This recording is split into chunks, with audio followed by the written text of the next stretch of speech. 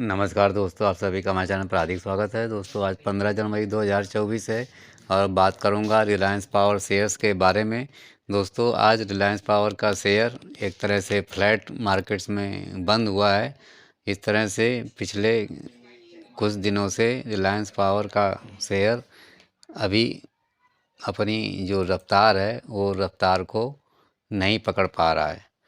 तो दोस्तों ये इस समय कंसोलिडेशन के मोड में चल रहा है, इसलिए हम ये कह रहे हैं कि अभी गाड़ी बिल्कुल प्लेटफार्म पर ही खड़ी है और जब भी ये अब छूटेगी तो सीधे अपने गंतव्य की ओर पहुंचेगी, जिसका कि गंतव्य बहुत दूर है।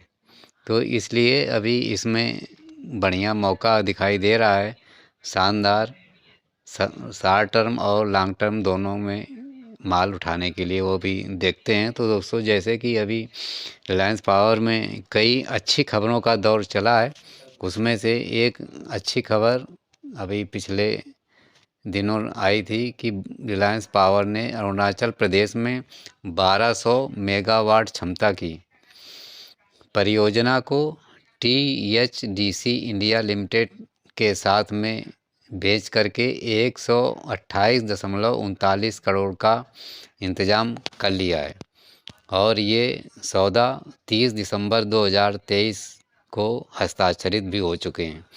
और इस तरह से 128 करोड़ के आसपास रिलायंस पावर में पैसा आ गया। उससे इनकी जो वर्किंग कैपिटल्स की रिक्वायरमेंट्स थी वो अब पूरी हो जाएंगी। तो दोस्तों ये तो रहा एक छोटा सा इनका रिलायंस पावर का 128 करोड़ का इंतज़ाम करना। इसके अलावा एक सूचना और रिलायंस पावर ने अभी दिसंबर के लास्ट में 31 तारीख को दिया था कि वो DBS बैंक के लोन में डिफ़ॉल्ट हो चुके हैं। तो उससे काफ़ी कुछ लोगों में ये चल रहा था कि DBS बैंक कहीं फिर से एक बार उल्टा न पड़ जाए रिलायंस पावर के ऊपर और वो आर काम की तरह हाल कर दे। लेकिन दोस्तों बहुत अच्छी अब गुड न्यूज़ निकल कर के आई है।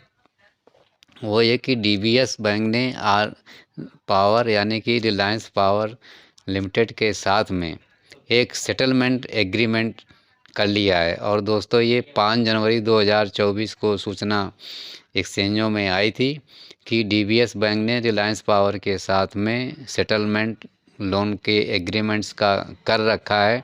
और दोस्तों इस तरह से ये डेट सेटलमेंट बहुत ही गजब का है और इसमें अब रिलायंस पावर धीरे धीरे करके DBS बैंक का लोन अदा करेगी।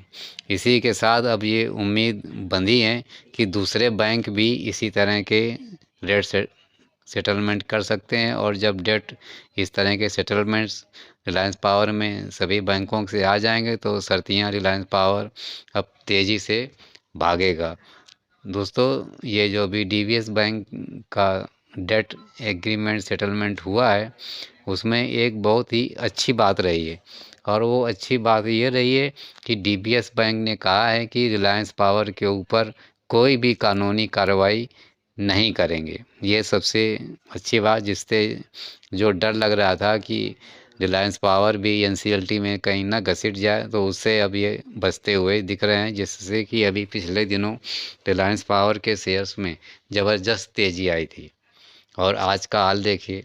दोस्तों आज 15 जनवरी 2024 को रिलायंस पावर का शेयर 30.75 पर मात्र ½ % की गिरावट के साथ बंद हुआ है।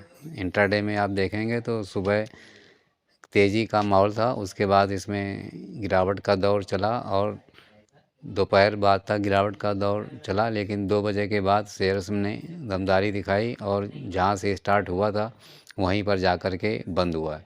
तो दोस्तों आज इसकी ओपनिंग 31.05 पर हुई थी और हाई 31.10 पर सुबह ही रहा था। उसके बाद लो चला गया 30.10 तक, फिर संभल करके 30.75 पर आ गया। इस तरह से जो आज की ट्रेडिंग रही वो लोअर लेवल से संभल करके ऊपर को आया है। यानी कि जो लोग घबरा रहे थे वो लोअर लेवल्स पर माल बेचने के लिए सोचने लगे और बाद में इसमें ज़बरदस्त तेज़ी आ गई है। तो दोस्तों इसका यदि 52 वीक्स हाई आप जानेंगे तो 8 जनवरी 2024 को 33 रुपये 15 पैसे पर है। 52 वीक्स लो 28 मार्च 2023 को 9 रुपये 5 पैसे पर है। इस तरह से अभी भी लगभग 3.5 गुने अपने 52 वीक्स लो से ऊपर दिख रहा है। और जो इसका 52 वीक्स हाई है 33 रुपये 15 पैसे पर, उसके बिल्कुल अभी भी नज़दीक बना हुआ है, कोई बहुत ज़्यादा नीचे गिरावट नहीं हुई है। इस तरह से ये बिल्कुल ठहराव की मुद्रा में इस समय पर है। और जो लोग घबरा करके माल निकल जाएंगे वो बाद में पछताएंगे क्योंकि इसमें अभी ज़बरदस्त तेज़ी आनी है। जो डीबीएस बैंक ने शानदार खबर दी है उसका असर अभी पूरा नहीं हुआ है और ये आगे चल करके धीरे धीरे अभी और विकराल रूप लेगा और रिलायंस पावर का शेयर बहुत तेज़ी से आगे बढ़ेगा। तो दोस्तों इसका आप यदि अभी तक का प्राइस परफॉर्मेंस देखेंगे कि कितना रिटर्न्स दिया हुआ है तो दोस्तों एक वीक में 3.9% की गिरावट दर्ज की रहा है, जैसा कि ये ठहराव की मुद्रा में चल रहा है।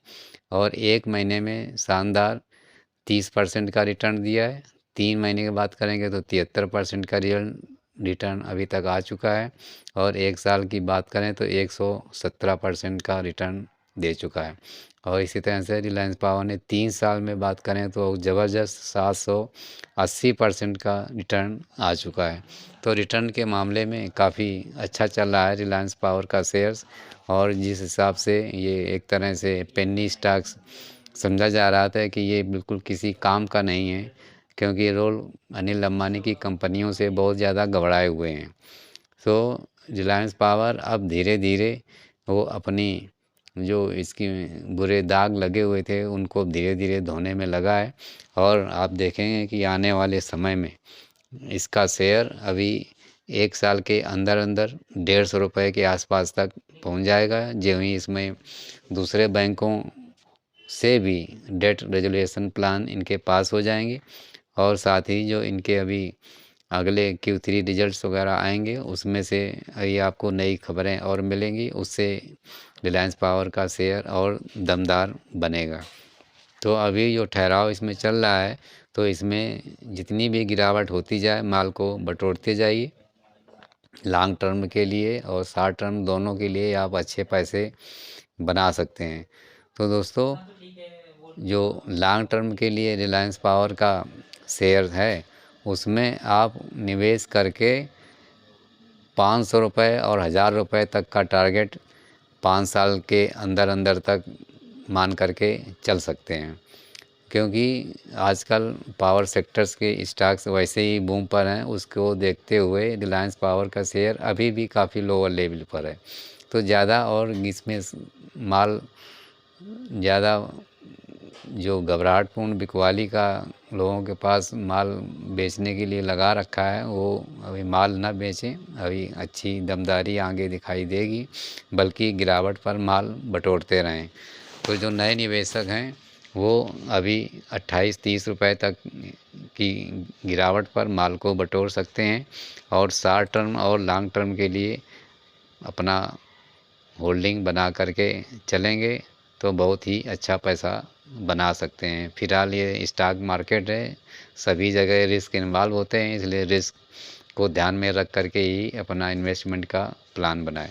तो दोस्तों मेरी तरफ से आप सभी लोग रिलायंस पावर के शेयर से अधिक लाभ कमाएं और आपकी रकम कई गुना आगे बढ़े, ये मेरी हार्दिक शुभकामनाएं रहेंगी। और दोस्तों वीडियो अच्छा लगा तो लाइक ज़रूर कर दें, शेयर भी कर दें और हमारे चैनल को भी सब्सक्राइब कर दें। धन्यवाद।